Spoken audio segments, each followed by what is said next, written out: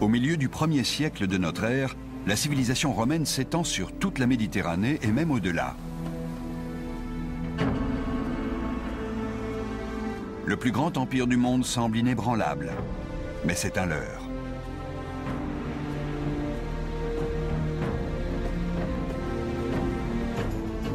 En l'an 69, l'Empire romain tremble sur ses bases et menace de s'effondrer. L'année des 4 empereurs dévoile au grand jour la face sombre de Rome. Les ambitions deviennent rivalités. Les rivalités mènent au meurtre et à la guerre civile.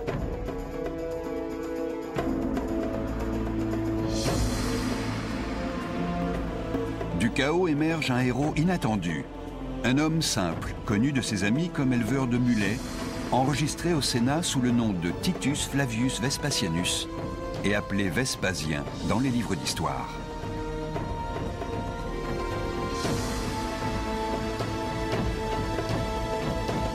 L'homme qui va réhabiliter Rome. Le sauveur de l'Empire, c'est lui, Vespasien.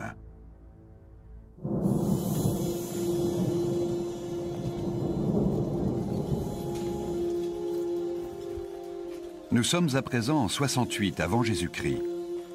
Les légions de France et d'Espagne, menées par Sulpicius Galba, marchent sur Rome. Entre elles et la capitale se trouve l'armée du Rhin, fidèle à l'empereur. C'est Rome contre Rome.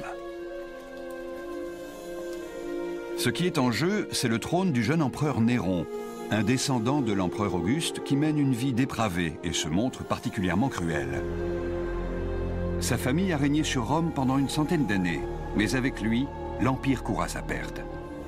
Certains hommes, gonflés d'ambition, l'ont bien compris et s'apprêtent à agir.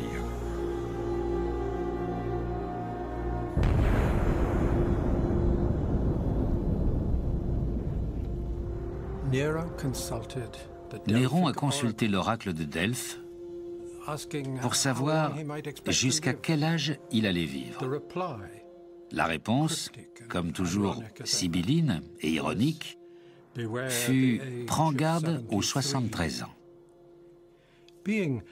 Comme il n'avait que 31 ans, Néron s'est réjoui d'avoir encore 42 ans à vivre.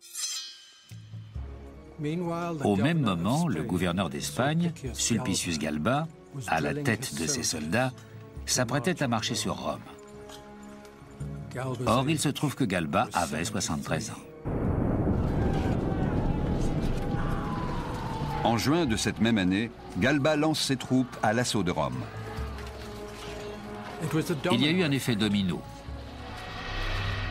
La révolte en Espagne, puis en Gaule et sur le Rhin, chacune précipitant un peu plus le dénouement. Puis quelqu'un a soudoyé la garde prétorienne qui a déserté. Et du coup, le Sénat s'est enhardi. Il a voté la déchéance de Néron et prononcé contre lui une sentence de mort. Abandonné de tous, excepté quelques serviteurs, Néron est allé se cacher dans une humble maison des faubourgs de Rome, où il s'est suicidé en se tranchant la gorge. La dynastie julio-claudienne, qui avait régné pendant 95 ans, s'est alors éteinte. Et le monde a retenu son souffle. Lorsqu'il est proclamé empereur le 8 juin, Galba est encore en Espagne. C'est la première fois que le titre est attribué hors de Rome, et cela ne passe pas inaperçu aux yeux des puissants. À l'autre bout de l'Empire, en Judée, le général Vespasien est engagé dans une bataille acharnée quand il apprend ce qui vient de se passer. Soucieux d'assurer son avenir, il envoie son fils Titus prêter allégeance au nouvel empereur. Le voyage s'avère inutile. On imagine mal aujourd'hui à quel point le monde pouvait être incertain à l'époque.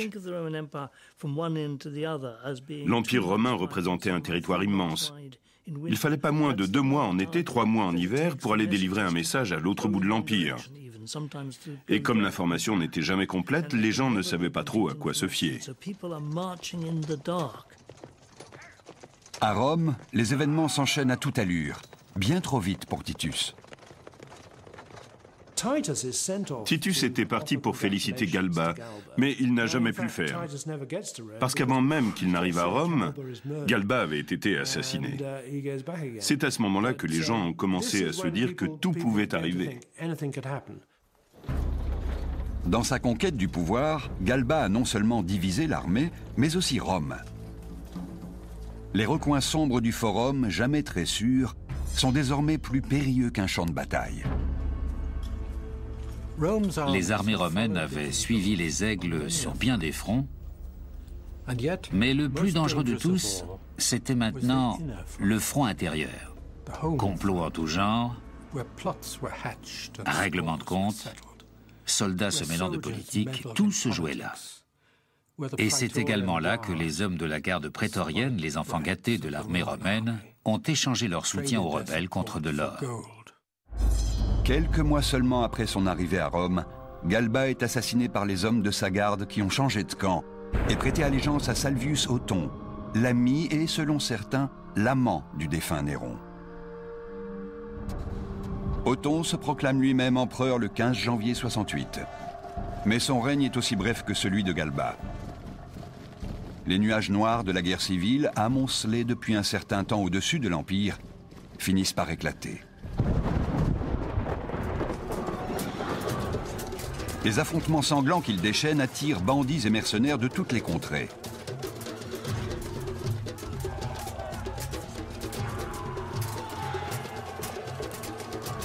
Le vainqueur, cette fois, est Aulus Vitellius, le Honni.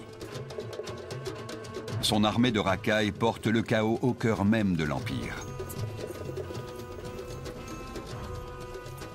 Vitellius était arrivé de Germanie, traînant avec son armée toute une bande de parasites. Il a transformé la ville en gigantesque campement et rempli chaque maison d'hommes en armes.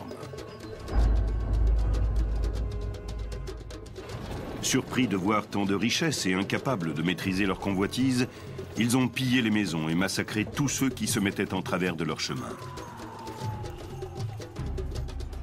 Après avoir réprimé l'opposition dans les environs de Jérusalem, Vespasien est retourné à Césarée. C'est là qu'il a pris connaissance des graves perturbations dans Rome. Et la nouvelle l'a empli de colère.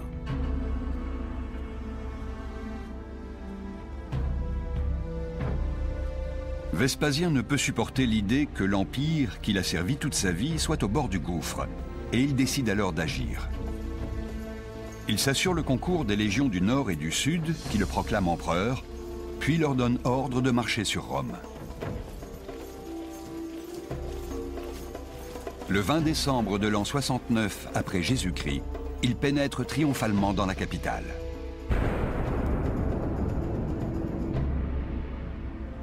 Vitellius, déjà en fuite, est pourchassé et tué sauvagement. Son corps est traîné à travers tout le forum avant d'être jeté dans le Tibre. Avec sa mort, l'année des 4 empereurs prend fin. Et c'est une chance pour Rome que le 4e soit un Romain dans l'âme. Quelqu'un avait dit à Néron, « Tu peux tuer tout le monde, César, sauf ton successeur. » Mais qui allait lui succéder? Telle était la grande interrogation. Rares étaient ceux qui croyaient qu'avant la fin de l'année, la couronne de laurier ornerait le front d'un éleveur de mulets. Et plus rares encore, ceux qui pensaient que ce Pecno serait capable de sortir Rome du bourbier dans lequel elle était enfoncée, et faire en sorte que le monde retrouve toute sa raison.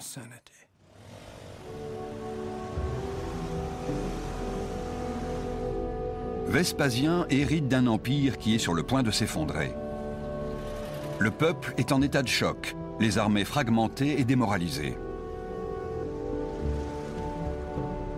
Cet empire, qui fut le rêve d'Auguste, s'est transformé en cauchemar entre les mains de ses successeurs. Mais cela n'aurait jamais dû arriver.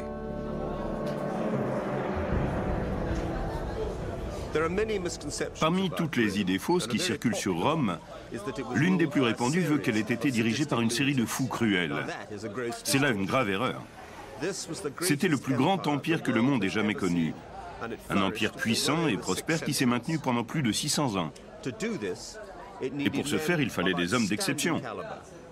Vespasien n'était peut-être pas issu d'une grande famille, mais il incarnait mieux que quiconque les vraies qualités d'un empereur romain. Son cheminement vers le pouvoir est une histoire étonnante. Vespasien a dû être le premier surpris. On naissait empereur, on ne le devenait pas. Alors comment cet homme ordinaire aurait-il pu prétendre à si noble cause? L'explication se trouve dans le déroulement de sa carrière, un long parcours qu'il a mené aux quatre coins de l'Empire romain.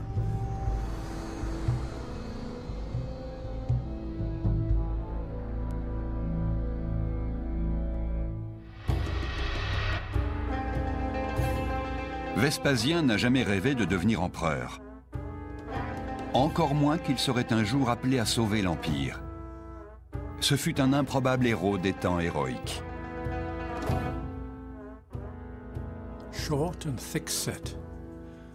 Petit et trapu, presque entièrement chauve, avec quelques mèches éparses de cheveux grossiers et crépus, un regard pénétrant éclairé d'un éclat de malice, un nez crochu, une bouche fuyante et un menton en galoche. Autrement dit, un visage que les Italiens d'une autre époque auraient comparé à celui de Polichinelle.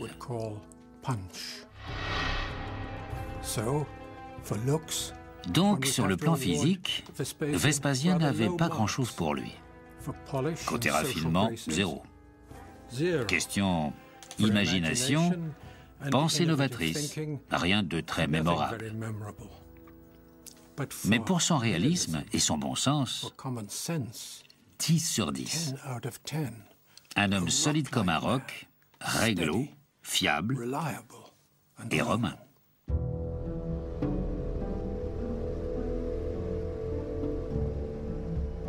Vespasien est né le 17 novembre de l'an 9 à Riète, une petite ville calme située sur les flancs des collines de Sabine, à une centaine de kilomètres de Rome. Beaucoup de Romains voyaient Vespasien comme l'un des leurs. C'était le Romain idéal, un peu à l'ancienne mode. Un Romain de vieille souche élevé dans les montagnes. Un homme imprégné des valeurs romaines ancestrales. Minutie, courage, magnanimité dans la victoire. Un soldat né doublé d'une âme de fermier.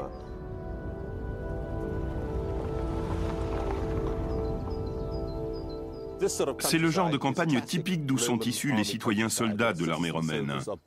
Ces hommes incarnent toutes les valeurs du pays. Ils commencent par labourer la terre, surveiller le bétail et couper des arbres, puis ils entrent dans l'armée pour participer à une campagne, et quand c'est fini, ils reviennent ici, sur leur terre. Riète était connue à l'époque, et l'est encore aujourd'hui, pour ses élevages de mulets. Ces hommes étaient les routiers de la Rome antique, et c'est ce qui a valu à Vespasien le surnom de muletier, un titre dont il était plutôt fier. La famille de sa mère était assez respectable, des gens de la bonne société en quelque sorte. Mais du côté de son père, ils étaient d'origine paysanne. Son grand-père, paraît-il, avait été centurion, ce qui semble déjà plus honorable. Mais sans doute n'était-il qu'un simple soldat. Son père avait trouvé un travail dans la collecte des impôts, mais à un échelon assez bas. Par la suite, il a été prêteur en Suisse, ce qui correspond plus ou moins à banquier.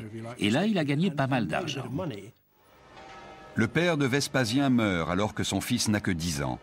Sa mère, qui nourrit une grande ambition pour lui, s'arrange pour qu'il reçoive une bonne éducation et soigne son apparence, pensant qu'avec de la chance et de l'argent, cela devrait lui permettre tôt ou tard d'être élu au Sénat.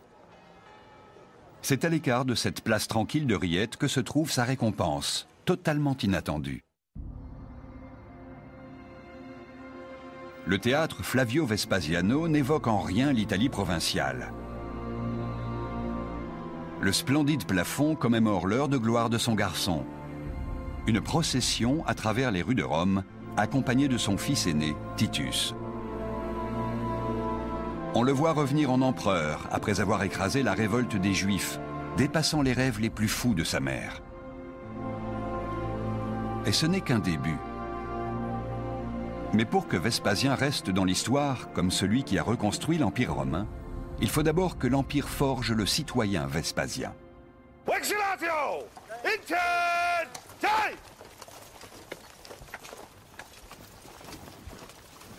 Vespasien franchit le premier échelon vers le Sénat en entrant dans l'armée. Même s'il est tenu à distance, loin de Rome, son statut de tribun va lui permettre de voir comment l'Empire est géré. C'est un début modeste, mais relativement coûteux. Pour entrer au Sénat et pouvoir faire de la politique, il fallait d'une part avoir des amis puissants et influents, d'autre part donner de l'argent. Le droit d'entrée à payer était d'1 million de sesterces. Sachant qu'un soldat recevait environ 900 sesterces par an, cela représentait une somme énorme. Grâce au bien de sa mère, le jeune Vespasien de 18 ans peut effectivement s'aligner au départ du parcours d'obstacles sénatorial, mais son argent ne lui garantit rien. Il va devoir donner le maximum de lui-même pour franchir sans heurts chaque étape. Les échelons de carrière sont clairement définis et la progression entre les mains du Sénat, de l'empereur et des dieux. Ils ne sont qu'une poignée à terminer la course. Les aristocrates vraiment riches n'entraient jamais dans l'armée, parce que s'ils avaient une expérience militaire, ils se posaient en rival de l'empereur. Ceux qui étaient relativement pauvres, qui n'avaient pas beaucoup de relations, qui voulaient être des politiques, étaient toujours envoyés dans l'armée. La société romaine était encore une société militaire. Pour être forte, elle devait avoir des gens au sommet capables de commander les armées et défendre les frontières. C'est pourquoi tous les jeunes aristocrates, hommes politiques en devenir, devaient acquérir une expérience militaire. Et c'est ainsi que le jeune Vespasien a dû aller servir en Thrace, dans le nord de la Grèce.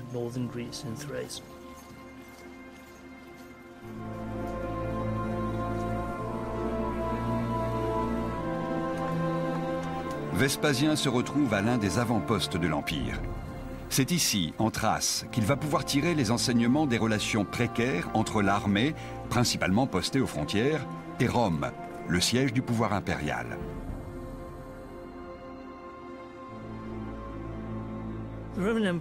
L'Empire romain était merveilleusement conçu, un superbe modèle de stabilité. Réussir à maintenir la paix pendant une centaine d'années, voilà qui est tout à fait remarquable pour une société pré-industrielle. Et si cela a pu se faire, c'est parce que l'armée était déployée le long des frontières de l'Empire tout au long du Rhin, du Danube et en Syrie, soit à des kilomètres, des mois de distance du centre de Rome. Le commandement de cette armée était assuré par plusieurs aristocrates. Personne ne pouvait occuper un poste plus de 3 ans. Les plus qualifiés devaient alterner les périodes de commandement et de non-commandement.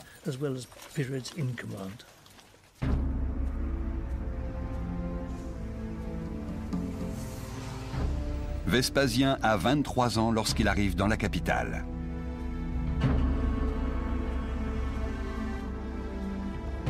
Il est nommé à Rome comme triumvir capitalis, un tout petit rouage d'une machine complexe qui menace toujours de s'écrouler.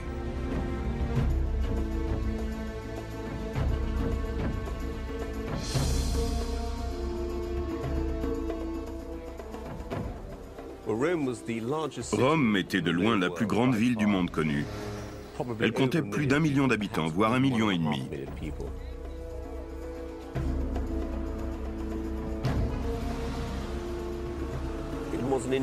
C'était une gigantesque cité cosmopolite, le centre névralgique d'un grand empire méditerranéen depuis plus de 200 ans.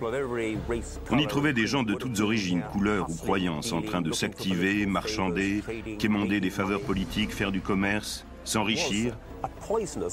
La cité était le théâtre explosif de querelles culturelles et ethniques, mais elle était encore très dynamique. C'était le centre du monde connu. Celui qui voulait progresser se devait de venir à Rome. Mais c'était aussi une gigantesque ville parasite qu'il fallait bien nourrir, même si elle ne produisait rien. C'est dans cet immense moulin à l'embouchure du Tibre que l'on broie et moud jour et nuit le grain, en grande partie importé, pour nourrir les masses romaines en permanence affamées. Ce bâtiment qui ne paie pas de mine était vraiment le moteur de Rome. Quand on pense à Rome, on pense au cirque, aux amphithéâtres, aux temples. Mais en réalité, le plus important, c'est ça, parce que c'est là qu'on produisait la nourriture de base. Les pauvres avaient droit à une aide étonnante. Ils n'avaient pas besoin de chercher à manger. L'empereur leur fournissait la nourriture gratuitement. Il leur procurait également l'eau, le vin et, cerise sur le gâteau, les divertissements. Aucune société n'a jamais autant bichonné ses pauvres que les Romains l'ont fait. Il ne faut pas voir là une marque d'altruisme. Rome est alors une poudrière et le gouvernement fait tout son possible pour apaiser les tensions. Non seulement il faut nourrir tout le monde, mais il faut résoudre le problème du logement et de l'hygiène. Les Romains sont les premiers à utiliser le béton pour construire de grandes habitations. Les besoins de la ville sont tels qu'ils conduisent à innover toujours plus. Et c'est ainsi que le triumvir Vespasien assiste à l'extension du gigantesque réseau d'aqueducs jusqu'au cœur de Rome.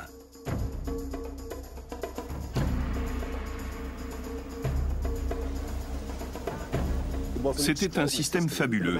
Imaginez un provincial vivant dans une société où jusque-là l'eau était rare et qui voit cet édifice qui traverse la campagne lui procurer de l'eau 24 heures sur 24. Cet aqueduc acheminait l'eau sur 75 km jusqu'à la ville. Pas question ici d'un système de pompage, tout est basé sur la gravité. Les Romains ont donc dû calculer la bonne hauteur pour recueillir l'eau, puis inspecter 75 km de construction de cette énorme structure. Nous avons là le schéma d'un grand empire. Les ruines de l'aqueduc sont partout.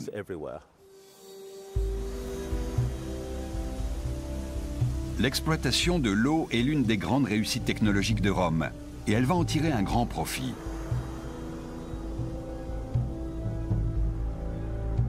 L'eau n'est pas seulement source d'hygiène, mais aussi de détente. Un divertissement essentiel pour le peuple, au même titre que les théâtres et les cirques. Mais tout ceci a un prix. Rome était de la taille de Londres dans les années 1800, avec une énorme population. Elle a réussi à se maintenir grâce aux impôts. Si l'Empire était vital, c'est parce que tout l'argent collecté en impôts allait premièrement à Rome et deuxièmement aux troupes basées aux frontières. Rome coûtait sans doute plus cher et l'armée recevait probablement un peu moins de la moitié du budget impérial. Mais les impôts payés par les sujets étaient absolument indispensables pour assurer tout le faste de la capitale.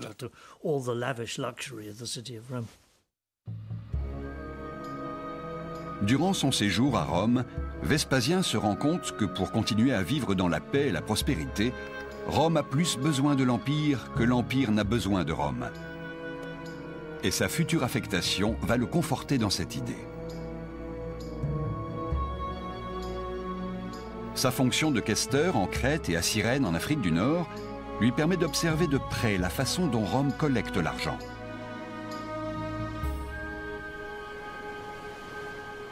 Les charges de questeur, au nombre de 20, sont attribuées par le Sénat. 10 au prestige et 10 à la loterie. Inutile de le dire, Vespasien obtient la sienne à la loterie. Il a tiré quasiment la fonction la plus basse dans l'ordre hiérarchique. Il y avait 20 postes réservés chaque année aux questeurs. Les 10 plus favorisés restaient à Rome. Il n'avait aucune envie d'aller dans les provinces. Parmi ces 10-là, les plus nantis étaient attachés au service de l'empereur. Les autres rejoignaient les consuls ou occupaient d'autres charges à Rome. Les 10 suivants étaient envoyés dans les provinces. La plupart des proconsuls de Crète et Cyrène sont de parfaits inconnus.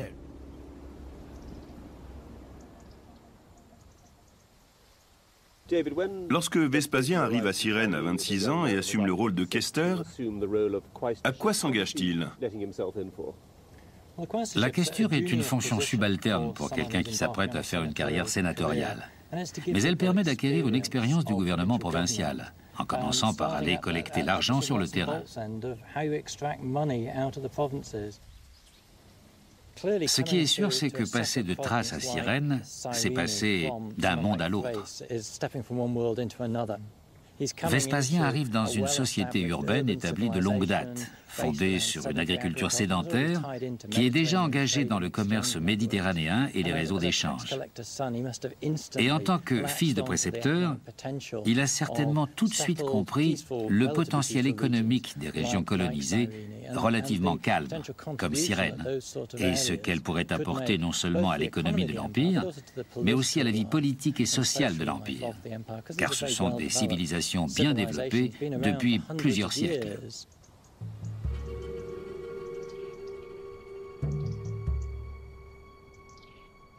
On trouve ici des marques de civilisation antérieure aux Romains. Civilisation grecque et minoenne, et des allusions à l'Égypte, à Carthage. Ce sont de toute évidence des pays extrêmement civilisés. Cyrène a d'abord été colonisée par les Grecs au 7e siècle avant Jésus-Christ, d'où ces merveilleuses cités grecques. Et en effet, à une époque où les Romains étaient encore très primitifs, eux étaient déjà très civilisés. Mais à présent, Rome les devance tous. La civilisation romaine a dépassé l'âge de fer, entraînant le reste du monde dans son sillage. C'est un empire d'inclusion et non d'exclusion. Les Cyrénéens ne sont pas des citoyens romains de droit. Ce privilège s'acquiert en servant dans le public ou l'armée. Avoir la citoyenneté romaine, c'était jouer en première division dans la société antique. Tous ceux qui n'étaient pas citoyens romains aspiraient à le devenir. Mais cet état d'esprit était plus répandu à l'ouest qu'à l'est, où les Grecs considéraient encore tout cela d'un œil méprisant. Être romain, c'était affirmer sa présence à cet endroit et se poser en héritier de la terre.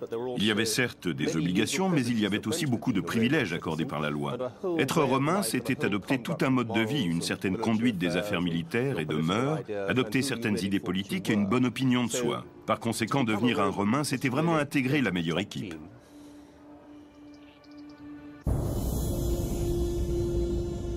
Étant citoyen romain à son tour à Rome, Vespasien peut prétendre à une promotion.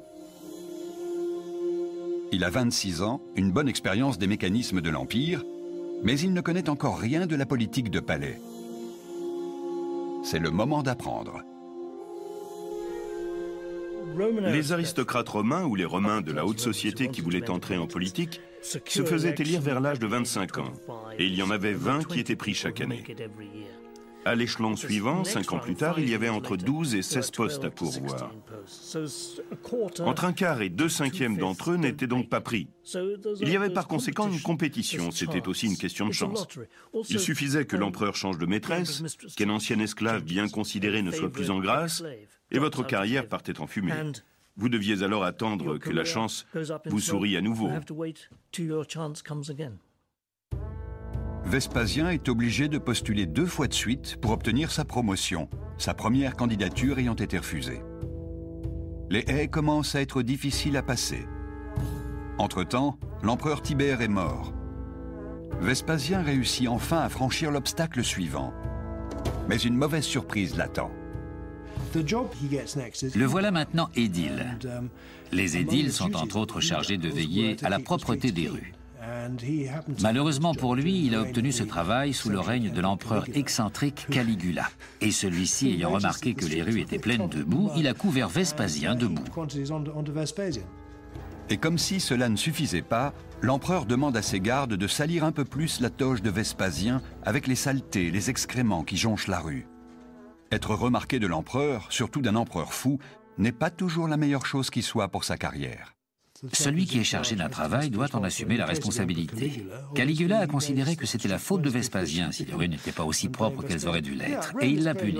Rome était alors une ville très vivante, et surtout sous le règne de Caligula.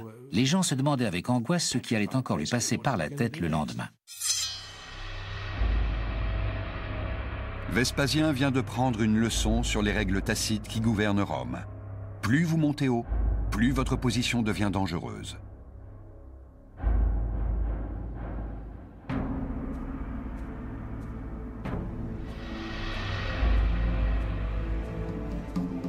C'est durant son séjour à Rome que Vespasien se marie et que naît son fils Titus. Il est loin de se douter de l'importance que va prendre plus tard son fils à ses côtés. Mais il se trouve entre-temps un autre atout, un protecteur tout à fait inattendu.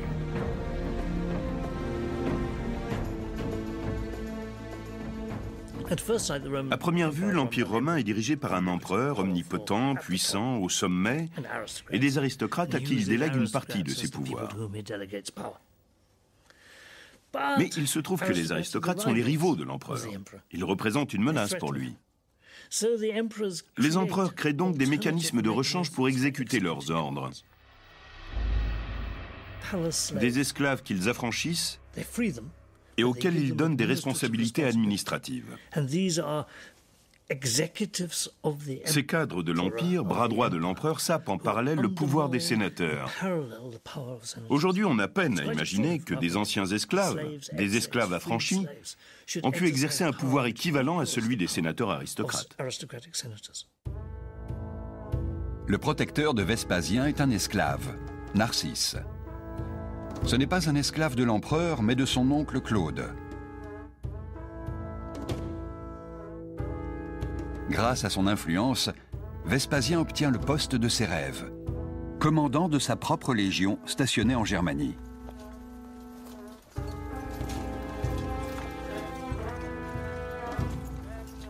Ensuite, les choses vont de mieux en mieux.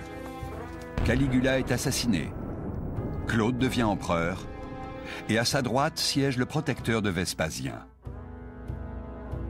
Pour couronner le tout, Vespasien est amené à servir les intérêts personnels de l'empereur. Le nouvel empereur Claude, tantôt décrit comme un être stupide, la bave aux lèvres, tantôt comme sournois et retors, avait besoin de gloire militaire. Alors pourquoi pas une innocente expédition en Bretagne, menée depuis Calais, où Claude resterait prudemment à l'arrière. Il en tirerait gloire, dirait qu'il a conquis la Bretagne, et ferait état de cette victoire à Rome. C'était donc une opération militaire à des fins strictement politiciennes. Vespasien y a vu là la chance de sa vie. Il n'y avait que 27 commandants de légion à ce stade de l'armée romaine. Et Vespasien a été l'un des 4 chanceux choisis pour cette expédition. C'était l'occasion pour lui de faire valoir ses talents militaires et d'obtenir ce dont les Romains rêvaient par-dessus tout, la gloire militaire. Mais il y a un problème. Pour l'armée, il s'agit d'un saut dans l'inconnu.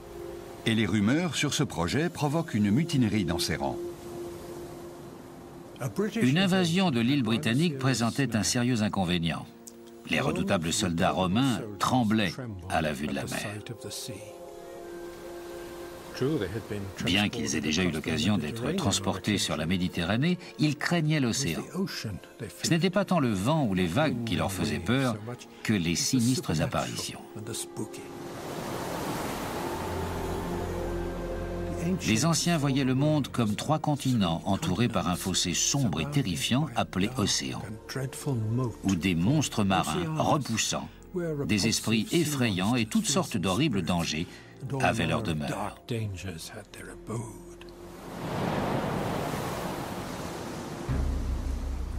L'armée est arrêtée sur les plages de France. Mais au bout de quelques mois, la persuasion et la corruption aidant, les commandants repartent de l'avant.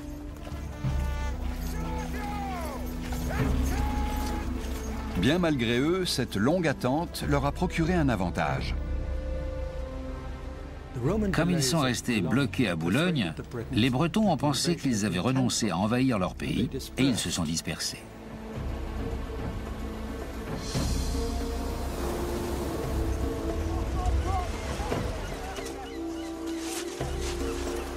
Les Romains débarquent donc sans rencontrer d'opposition. Les Bretons sont retournés dans leurs fermes.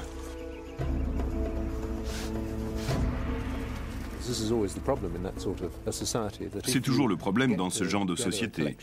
Si vous regroupez des gens qui préféreraient être en train de cultiver leurs terres et que vous leur dites « Eh les gars, il faut aller défendre la mère patrie » et qu'il ne se passe rien pendant 15 jours, ils vont commencer à faire demi-tour. Cela prouve surtout que ce n'était pas un peuple essentiellement guerrier. Si on leur demandait de se rassembler, ils le faisaient volontiers, mais pas d'une manière professionnelle, pas de manière à inquiéter l'armée romaine. Ne rencontrant pas d'opposition, les Romains poursuivent leur avancée vers le nord. C'est la plus grande force d'invasion que le pays ait jamais vue. Elle progresse de façon rapide et inexorable, jusqu'à ce qu'elle se trouve devant l'une des principales rivières et se heurte au premier signe de résistance.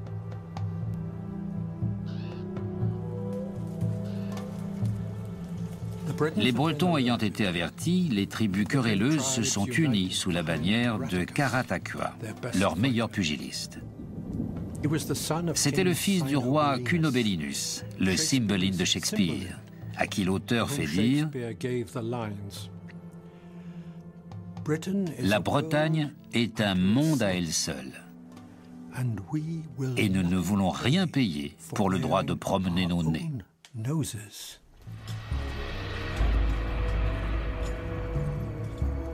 Mais c'est l'armée romaine, les percepteurs de l'Empire. Ils ont maintenant atteint la rivière Medway. Les tribus bretonnes se massent sur la rive nord pour organiser leur défense, pensant que la rivière forme un obstacle naturel à l'avancée des Romains. Vespasien, lui, voit là une excellente occasion de se distinguer.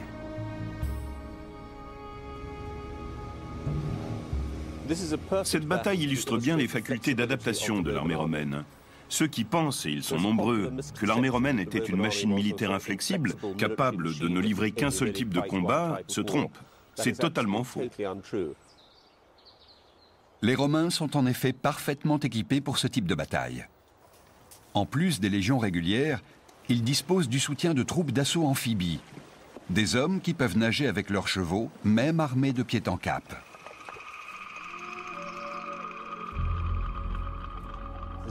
Les Bretons, de leur côté, se croyaient invulnérables. Ils pensaient que les Romains n'arriveraient pas à traverser la rivière. Et de fait, ils ont été repoussés. Pendant que Vespasien se bat contre les Bretons, ses troupes amphibies traversent la rivière en aval et commencent à encercler l'ennemi. C'est sa première attaque en tant que commandant.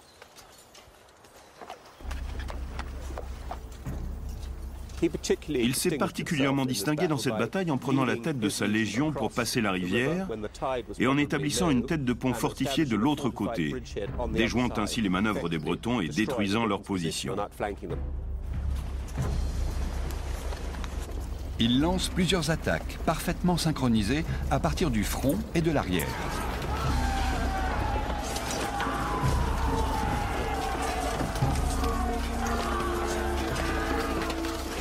Ses premiers faits d'armes sont un grand succès.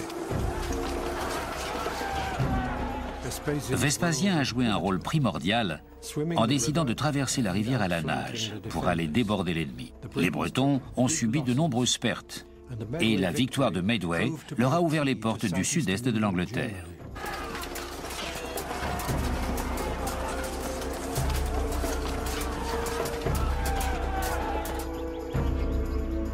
La voie est désormais libre jusqu'à la capitale, Colchester. Arrivés à la Tamise, les troupes de Vespasien se séparent. 3 légions se dirigent vers le nord, tandis que Vespasien se voit attribuer l'entière responsabilité d'aller pacifier les indigènes du sud-ouest et prendre le contrôle des ports. Mais entre lui et la mer se dresse l'un des plus formidables obstacles du monde antique.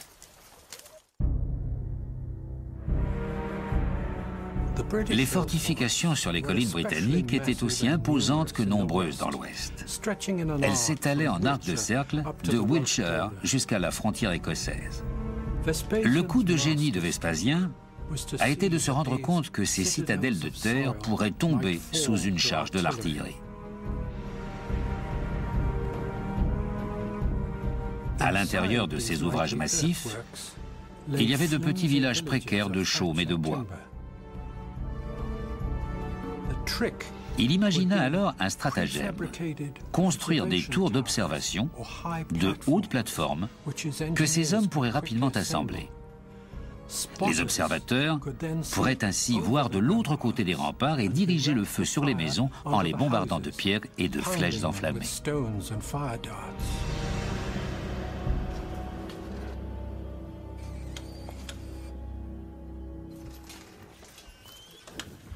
Les Bretons n'avaient jamais rien vu qui ressemblât de près ou de loin à l'artillerie romaine. Ils pensaient tout naturellement que les armes de jet romaines, telles que frondes et arcs, devaient avoir la même portée que les leurs. Mais lorsqu'ils ont entendu et vu les énormes catapultes projeter de grosses pierres à des distances considérables, allant jusqu'à 300 ou 400 mètres, ils ont dû être horrifiés. C'est un peu comme si une tribu de l'âge de pierre devait faire face aujourd'hui à une mitrailleuse.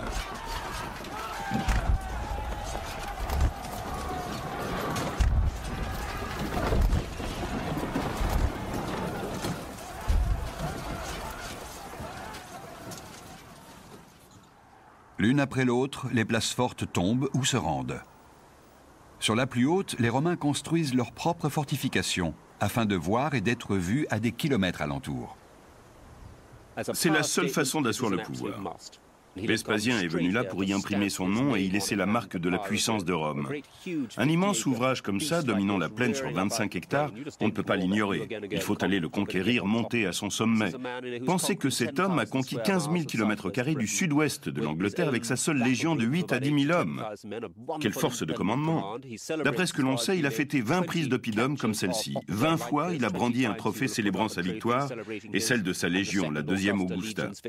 Mais tout cela est à rapprocher de l'idée si chère aux Romains d'être du côté des gagnants. Et comme on a besoin de symbolisme, il faut essayer de créer quelque chose de visible dont les gens se souviendront.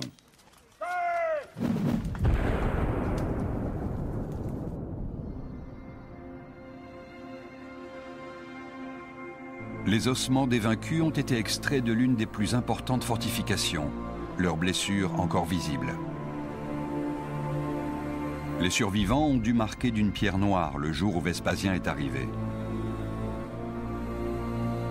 En assujettissant les chefs de guerre et en pacifiant le sud-ouest, Vespasien a bien rempli sa mission. Mais le travail n'est pas fini. Rome a besoin d'installer sur place un dirigeant, un homme capable de se faire respecter et, plus important encore, qui respecte Rome. Cogidubnus est l'homme de la situation. Les Romains se rendaient maîtres des terres conquises non seulement par des actions militaires directes, mais en les laissant aux mains de rois fantoches. Autrement dit, ils introduisaient dans la société ce qu'on appellerait aujourd'hui un proche collaborateur. On sait aujourd'hui que les Romains sont pratiquement arrivés avec ce type, Cogidubnus, dans leur bagage. Ils l'ont ensuite installé comme homme de paille à la tête de la région Chichester et lui ont construit un gigantesque palais. Le palais que les Romains construisent à Fischbourne pour Cogidubnus est à couper le souffle. C'est la plus grande villa à l'extérieur de Rome. Et c'est là qu'il reçoit les autres chefs de tribus sortis tout droit de leur case de boue. Le message est clair, l'autorité désormais, c'est lui. La colonisation romaine s'accompagnait de bonnes et de mauvaises nouvelles. D'abord les mauvaises. Résistance écrasée, armes confisquées, application de la loi romaine, et enfin le plus gros épouvantail, la levée des impôts. Ensuite, les bonnes nouvelles.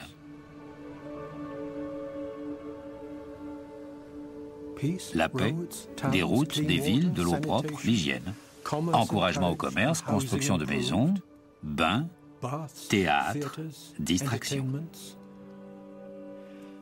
Tacite en rend compte joliment. Les nations barbares étaient amenées par des chemins paisibles vers le confort. Temples, marchés et maisons. Les fils de chefs de tribus éduqués dans les arts libéraux.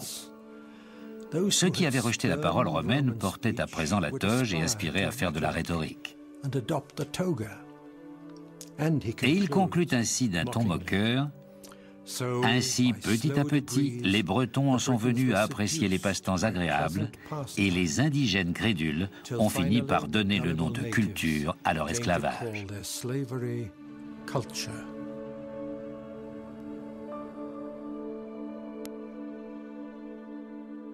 Admettons que vous soyez à la place de Vespasien en Bretagne. La première chose que vous faites, si vous avez devant vous un chef de tribu du Sud-Ouest, c'est de lui demander « Qu'est-ce que tu dirais de te joindre à nous ?» Il y a de gros avantages à faire partie du club. Et s'il ne veut rien entendre, eh bien, vous prenez sa forteresse.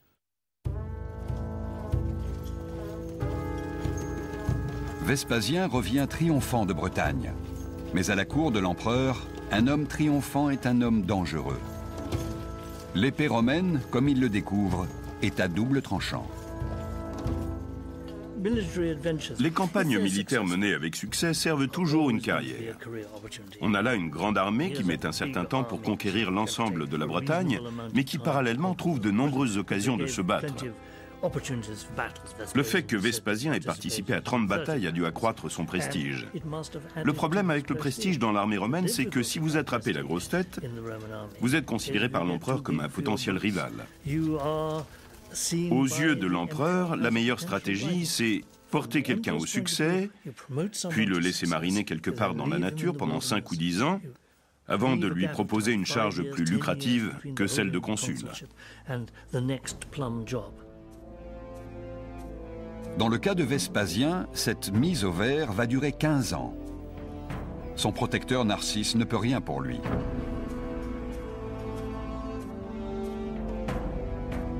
L'empereur Claude a épousé Agrippine, la sœur de Caligula. Et Agrippine ne ménage pas sa haine. Narcisse est hors jeu, tout comme Vespasien.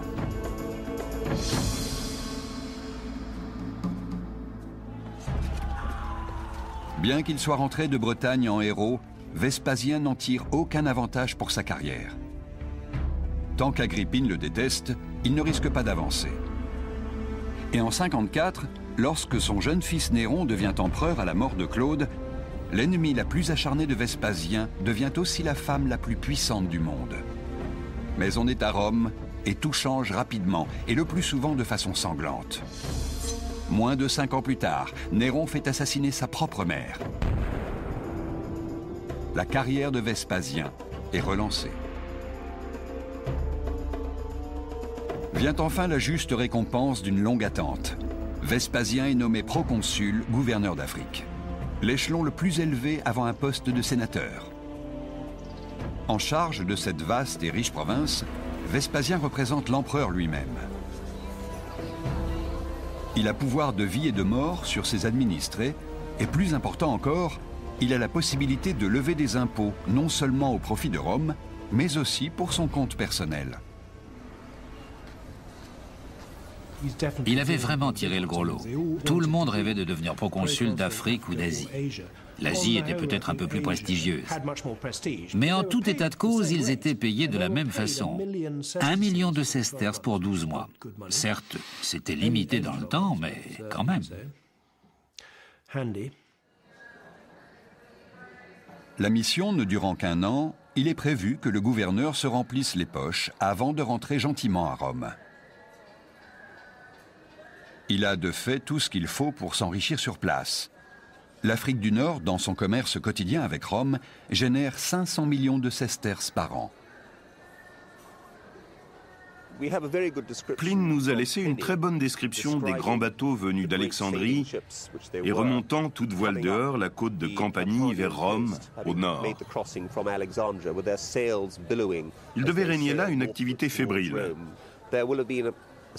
Entre la vente de cargaisons et les commandes passées, on imagine une agitation et un bruit extraordinaire 24 heures sur 24.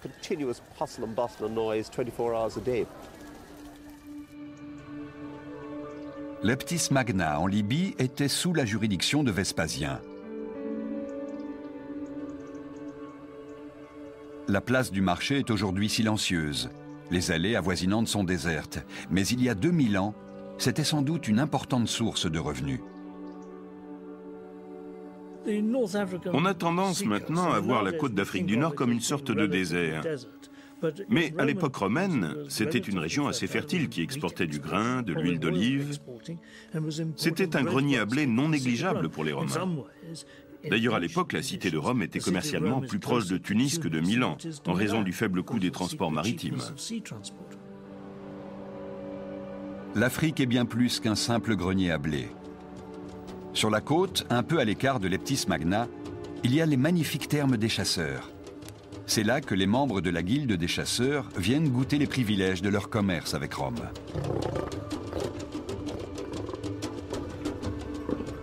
Ces termes, somptueux même en regard des critères romains, nous donnent une idée de la haute estime en laquelle on tient les services de ceux qui fournissent les animaux féroces et exotiques pour les arènes du continent.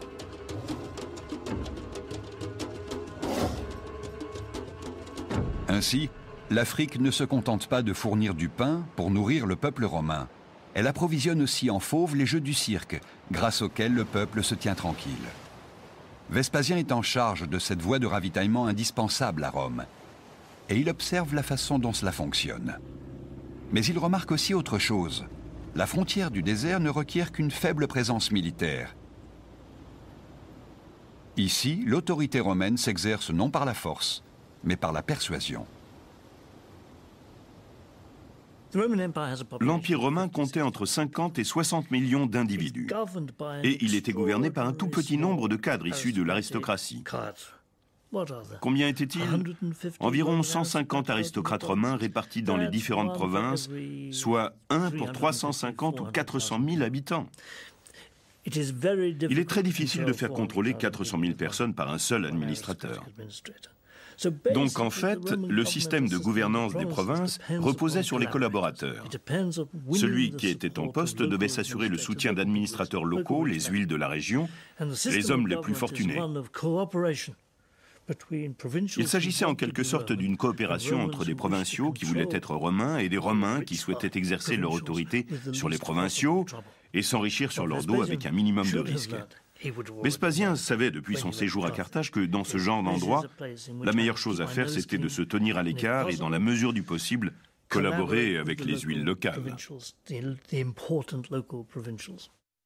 La corruption avait beau être monnaie courante, il est attesté que Vespasien, en tant que proconsul, était étonnamment intègre et consciencieux. Les gens ne s'attendaient pas vraiment à cela.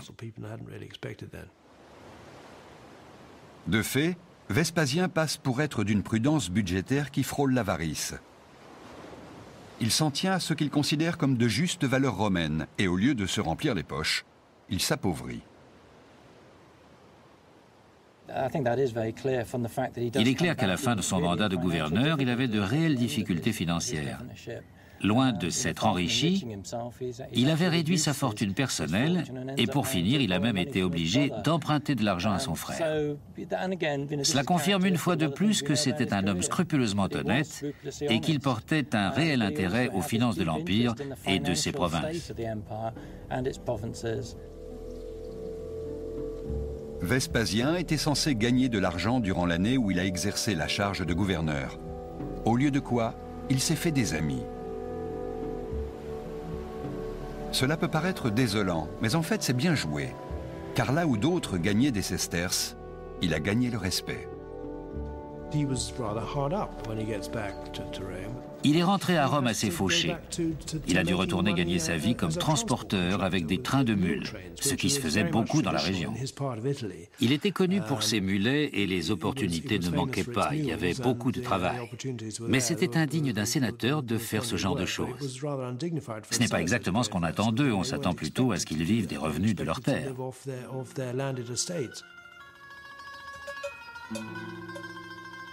Le voilà donc revenu dans les collines, où sont ses racines.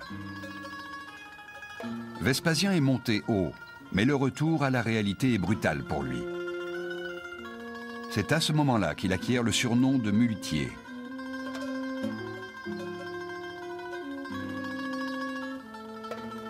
Il aurait mieux fait de rester avec ses mules. Contre toute attente, Néron le prend sous son aile. Le jeune empereur semble apprécier la compagnie du vieux soldat Gripsou et le convie à un voyage culturel en Grèce.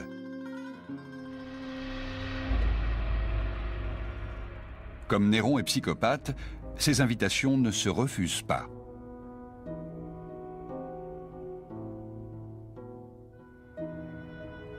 Néron était attiré par la Grèce parce qu'il avait lui-même un tempérament d'artiste. Là-bas, il a donné une série de récitals. Il chantait toute la journée et jusque tard dans la nuit. Personne n'osait quitter le théâtre.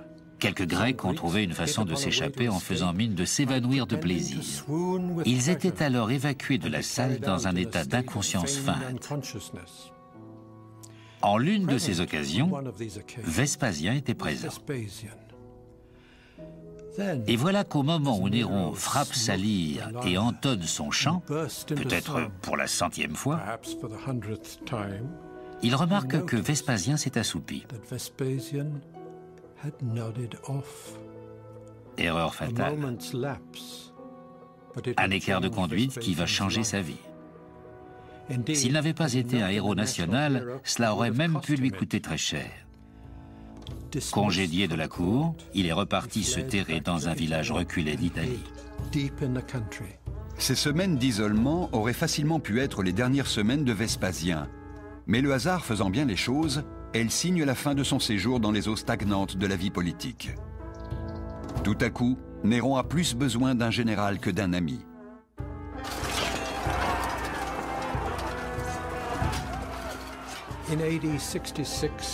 En 66, les Juifs qui ne se sont jamais intégrés à l'empire païen de Rome, empreints d'une colère justifiée et galvanisés par leur ferveur religieuse, se sont révoltés contre la tyrannie profane et scandaleuse de Néron, en attaquant et massacrant une légion romaine. Désormais, retranchés dans leur ville fortifiée, ils honnissent Rome et tout ce qui a trait. Une revanche s'impose.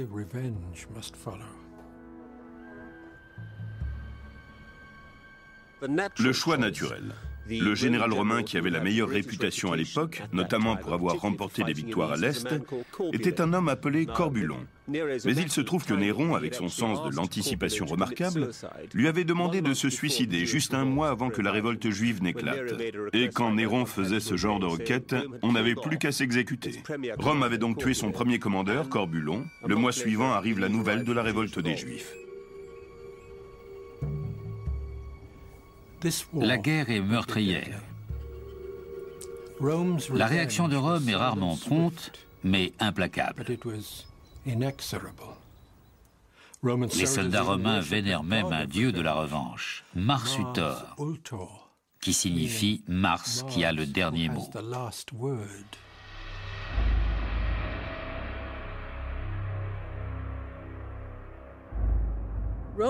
Les Romains avaient construit un empire autour de la Méditerranée. En fait, ils appelaient la mer Méditerranée Mare Nostrum, c'est-à-dire notre mer. L'idée était que toute la mer soit encerclée par le territoire romain. Et la Judée est située à l'endroit même où se trouve le point de convergence entre l'Europe d'un côté et l'Afrique de l'autre. Les Romains ne pouvaient pas admettre que cette partie du cercle méditerranéen échappe à leur contrôle. C'est pourquoi il leur fallait absolument mater toute tentative de rébellion dans cette zone.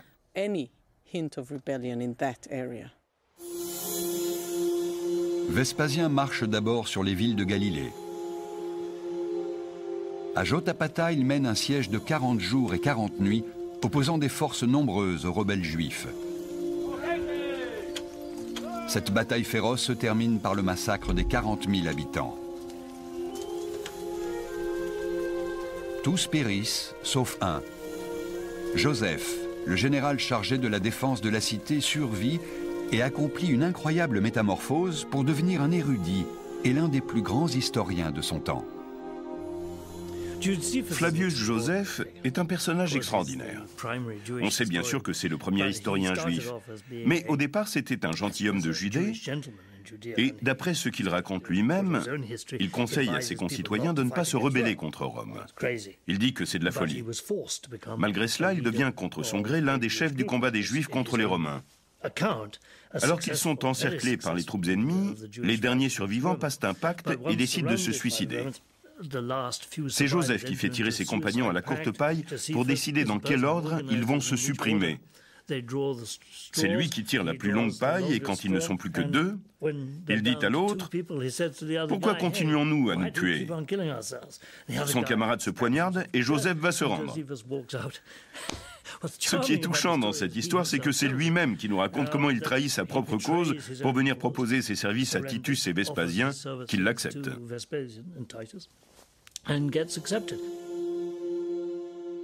Joseph devient donc le biographe de Vespasien et entreprend d'écrire une histoire des guerres juives.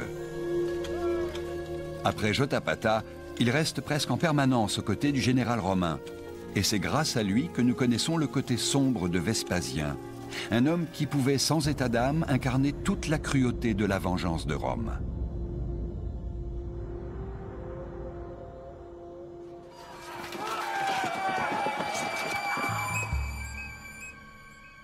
Après la bataille, Vespasien présida une cour martiale. Il sépara les résidents des nouveaux venus qu'il tenait pour responsables de la rébellion. Pendant ce temps, les Romains avaient formé une haie tout le long de la route jusqu'à Tibériade, de sorte que personne ne puisse la quitter, et ils bouclèrent la ville. Puis Vespasien les regroupa dans le stade.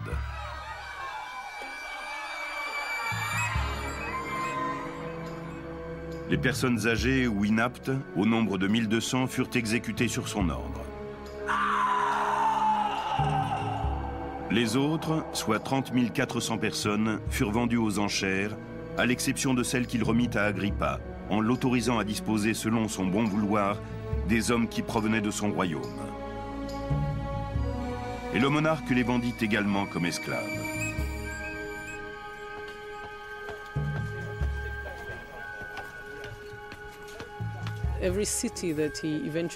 Pour chaque ville qu'il a fini par soumettre, il a appliqué la procédure habituelle, qui était de tuer les hommes qui s'étaient battus et de vendre le reste de la population comme esclaves.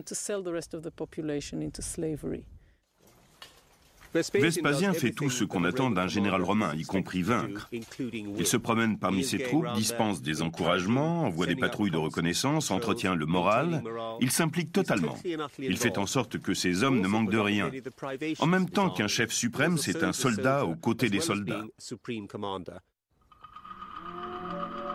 Les Romains s'emparent de la Galilée en faisant place nette dans les villes et repoussant les rebelles dans les montagnes. C'est ici, dans la ville de Gamla, que Vespasien échappe de justesse à la mort quelques mois avant de devenir empereur.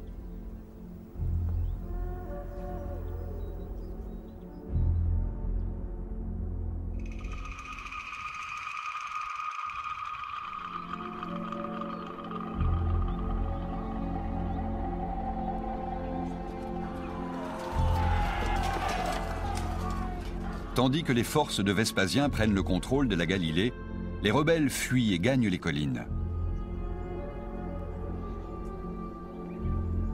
Gamla, qui tire son nom du mot hébreu gamal, chameau, est considérée comme imprenable.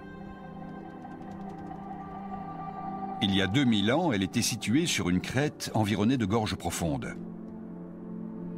Vespasien a pour mission de vider la ville des réfugiés et des extrémistes avant de poursuivre son avancée vers le sud et Jérusalem. Les rebelles pensent être en sécurité, mais Vespasien voit les choses autrement.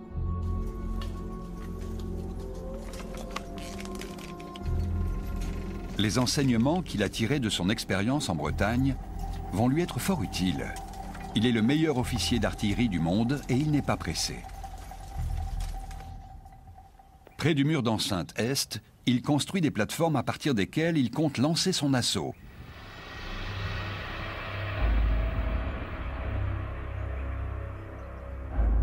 L'artillerie doit servir de couverture pour les énormes béliers. Ces maçons façonnent des missiles à partir des pierres. C'est un des engins balistiques que l'on a retrouvé. Il est assez lourd. 7 ou 8 kilos, ça doit faire de sacrés dégâts. Il fabriquait ça sur place. C'est du basalte, une pierre locale. Et c'est très lourd. Imaginez un projectile pareil lancé dans votre direction à plusieurs centaines de km/h. Vous n'aimeriez sûrement pas être la cible.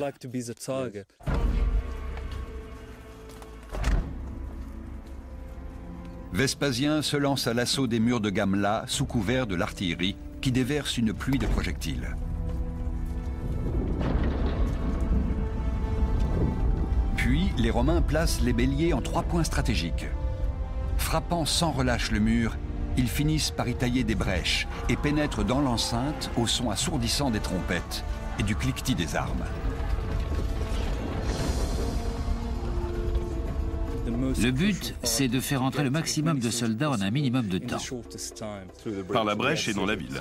Donc ils commencent à pousser les soldats très vite à l'intérieur. Les troupes se faufilent à travers les brèches et déferlent dans les ruelles étroites, se taillant un chemin à coups d'épée. Bousculades et massacres se succèdent. Mais les rebelles tiennent encore le haut du pavé. Les Juifs se sont retranchés sur les hauteurs, vers la crête. Puis arrivés au sommet, ils ont fait volte-face pour affronter les Romains. Ils voient dans le chaos la possibilité d'une contre-attaque. Alors que les premières lignes combattaient, les autres derrière continuaient de pousser. Les Romains étaient donc coincés. Exact. Les Romains n'ont qu'un moyen de s'échapper, par les toits. Ils sont montés sur les toits des maisons et se sont arrêtés sur la pente.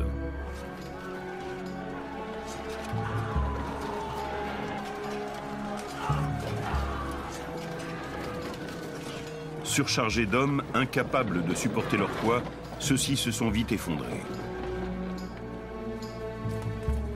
L'effet sur les Romains a été dévastateur. Le premier assaut sur Gamla a échoué. Les soldats de Vespasien sont surpris et accablés par leur défaite. Et soudain, ils s'aperçoivent que leur chef n'est plus là. Vespasien est quelque part en haut de la ville et en mauvaise posture.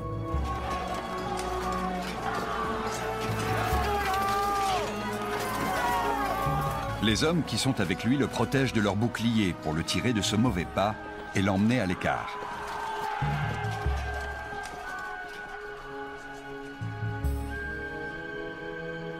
Le guerrier de 58 ans a frôlé la mort. Mais le destin n'en a pas fini avec lui. Quelques jours plus tard, ses troupes repartent à l'assaut de la ville. Cette fois, les rebelles reculent jusqu'au plus haut rocher qui surplombe Gamla, où nombre d'entre eux choisissent de sauter dans le vide plutôt que subir la vengeance des Romains. Après avoir pacifié la Galilée, Vespasien prend le chemin de Césarée pour y apprendre de surprenantes nouvelles. Néron ayant été renversé, Vespasien, qui est loin de Rome et qui peut compter sur la protection de soldats dévoués et fidèles, se pose en observateur avisé pendant que d'autres se disputent le trône. Vespasien a bien conscience que la mort de Néron met l'Empire en danger, car Néron n'a pas de successeur et beaucoup d'ennemis. Les nombreux prétendants au titre suprême risquent de plonger Rome dans la guerre civile. Nous sommes en l'an 68 de notre ère.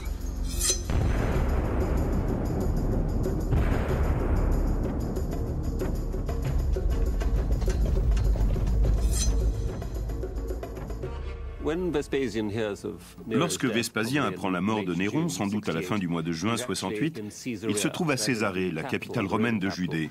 En fait, il est sur le point de démarrer sa campagne contre les Juifs. Mais lorsque la terrible nouvelle du suicide de Néron se répand, il y a comme un hiatus. Vespasien, ne sachant pas trop comment réagir, il décide de reporter les combats contre les Juifs en attendant de voir quelle tournure vont prendre les événements et dans quelle voie Rome va s'engager. Conséquence de la lutte pour le pouvoir qui se joue à Rome, les empereurs se succèdent à une allure effrayante. Othon remplace Galba, Vitellius remplace Othon. Le vent, semble-t-il, souffle dans le sens de Vespasien.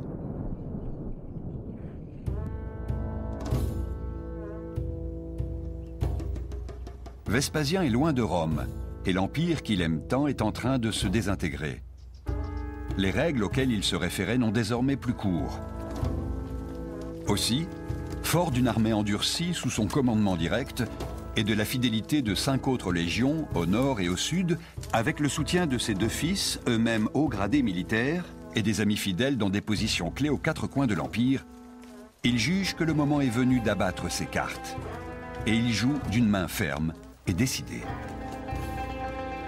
Il ne va pas à Rome. Il a beaucoup appris de son périple à travers l'Empire. Il laisse Titus pour surveiller les Juifs. Il envoie son armée marcher sur Rome et lui se rend dans le grenier à blé de Rome en Afrique du Nord. Comme il sait que l'armée sur le Danube lui est fidèle, en se portant au cœur de l'Empire, il appuie en fait là où cela fait mal.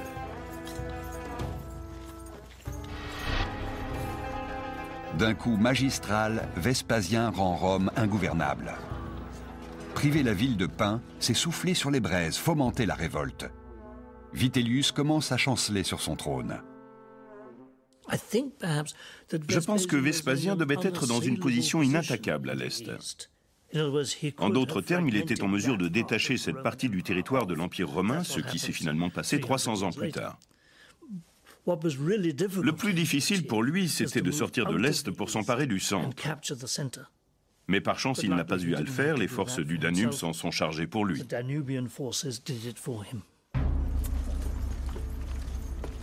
Les forces danubiennes pénètrent dans Rome le 20 décembre 69.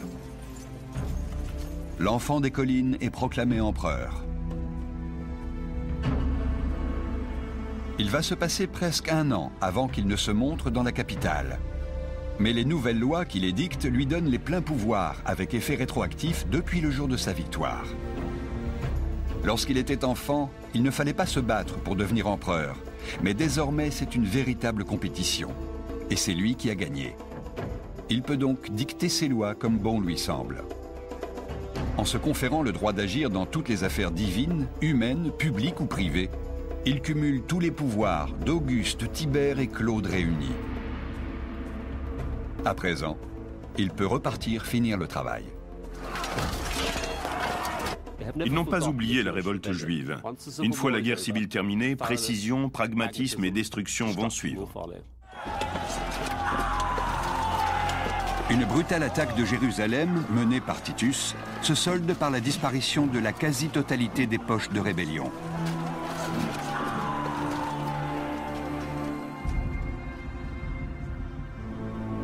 De l'autre côté de la mer Morte, à Nabatène, aujourd'hui la Jordanie, un spectacle poignant s'offre à notre vue. D'anciens ossements dévoilés par de récents pillages de tombes. Le tissu qui est encore accroché nous permet de savoir qu'il s'agit des restes de réfugiés datant de 2000 ans. Les Juifs, qui ont fui la vengeance de Rome comme les derniers de leurs rebelles, pris au piège à Massada, ont opté pour le suicide plutôt que l'esclavage. Fin du voyage.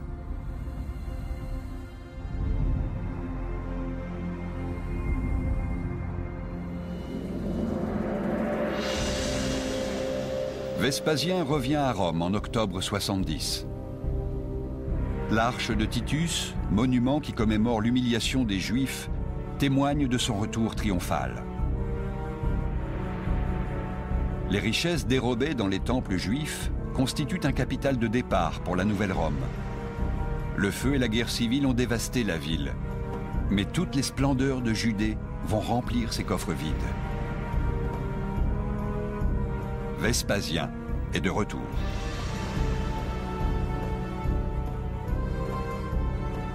Il a beaucoup à faire. Guerre et rébellion ont sérieusement sapé les fondations de l'Empire. Les classes dirigeantes sont démoralisées. L'armée n'a plus de commandement. Les infrastructures de la ville sont en mauvais état. Mais cet empire a forgé Vespasien, et il sait comment remédier à tous ces maux. Il fait réparer l'aqueduc à ses frais, mais n'omet surtout pas de le faire savoir aux citoyens. Il reconstruit les temples. À l'extérieur de Rome, il alloue généreusement le statut de ville romaine à certaines villes de province, faisant du même coup de leurs habitants des citoyens romains. L'empire si cher à son cœur est désormais son empire. Le plus grand héritage de Vespasien, c'est d'avoir fait d'un empire métropolitain, basé sur la cité de Rome, un empire cosmopolitain qui repose sur un réseau plus large de groupes prestigieux autour des provinces, qui ont vraiment beaucoup plus d'obligations économiques et politiques vis-à-vis de l'empire. Mais Vespasien n'a pas oublié ce qu'il a appris quand il était jeune. Le peuple de Rome est toujours le fondement de l'Empire, et son bonheur, le rocher sur lequel il s'appuie. Au cœur de la vieille ville, il bâtit un amphithéâtre à l'emplacement du vaste palais doré de Néron. Le plus grand amphithéâtre au monde, construit avec l'argent qu'il a ramené de Jérusalem. C'est son cadeau au peuple. Le monument, qui s'appelait autrefois Amphithéâtre Flavien, est connu aujourd'hui sous le nom de Colisée.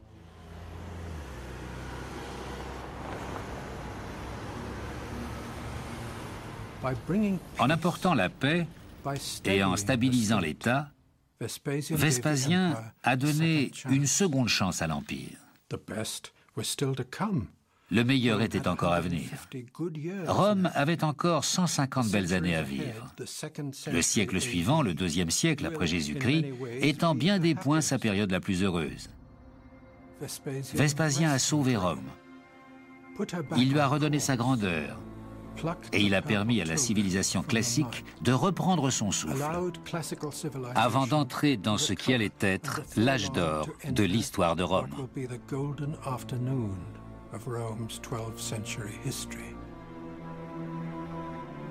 Vespasien n'est resté empereur que durant 10 ans, mais il a fidèlement servi Rome pendant un demi-siècle.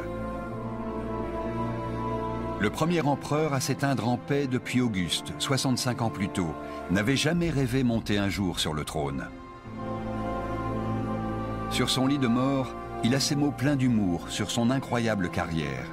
« Malheur à moi, je crois que je deviens un dieu. »